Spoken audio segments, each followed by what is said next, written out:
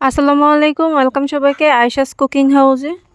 শীত তো চলেই আসলো বলেন, এখন শুধু মজার মজার পিঠা পুলি পায়েস যার যা ইচ্ছা খালি বানিয়ে বানিয়ে খাওয়ার পালা। আমি তো শুরু করেই দিয়েছি, এই যে চাপটি বানিয়ে নিলাম আজকে। আর চাপটিগুলো দেখি কেমন লাগছে বলেন তো, ভালো লাগছে না? আর চাপটির সঙ্গে আমি এটা কি বানালাম বলেন তো, লাল লাল দেখেই তো বুঝতে পারছেন, নিশ্চয়ই বুঝতে পেরেছেন এই চাপটির সঙ্গে আসলে কি যায়। রসুন মরিচের লাল লাল ভর্তা, ওয়াও ডেলিশিয়াস। যাই হোক, আমি চাপটি বানিয়ে নিলাম শীতের সকালে। এরকম চাপটি খেতে কার না ভালো লাগে, সকাল বা রাত যাই হোক, যার কাছে ভালো লাগে তার কাছে তো ভালোই লাগে, যখন ইচ্ছা তখনই খাওয়া যায়। আর এই চাপটিটা বানানোর রেসিপি যদি আমি আপনাদের না দিই তাহলে তো আমার পাপ হবে বলেন। এই রেসিপি তৈরি করার জন্য আমি এখানে নিয়ে নিয়েছি 1 কাপ আটা। আর যদি বাসায় চালের গুঁড়ো থাকে চালের গুঁড়ো দিবেন, এতে করে চাপটিটা কিন্তু মচমচে হবে। সঙ্গে আমি দিয়েছি হাফ কাপ সুজি, তারপর হাফ চা চামচ লবণ, তারপর 1 টেবিল চামচের মতো তেল দিয়ে ঘষে ঘষে নিচ্ছি যাতে করে এগুলো ঝরঝরা হয়ে যায়। সঙ্গে আমি 1 কাপ পানি দিব, অল্প অল্প করে দিব, দিয়ে আস্তে আস্তে করে ডোটা মথে নিব, সফট ডো তৈরি করব।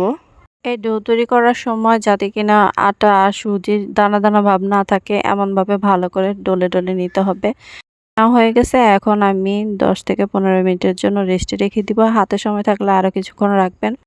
আমি 15 মিনিট পর চলে আসলাম। এখন আমি দিয়ে দিলাম হাফ চা চামচ জিরা গুঁড়ো, হাফ চা চামচ ধনিয়া গুঁড়ো, হাফ চা চামচ মরিচ গুঁড়ো, হাফ চা চামচ হলুদ গুঁড়ো, 1 চা চামচ চাট মশলা।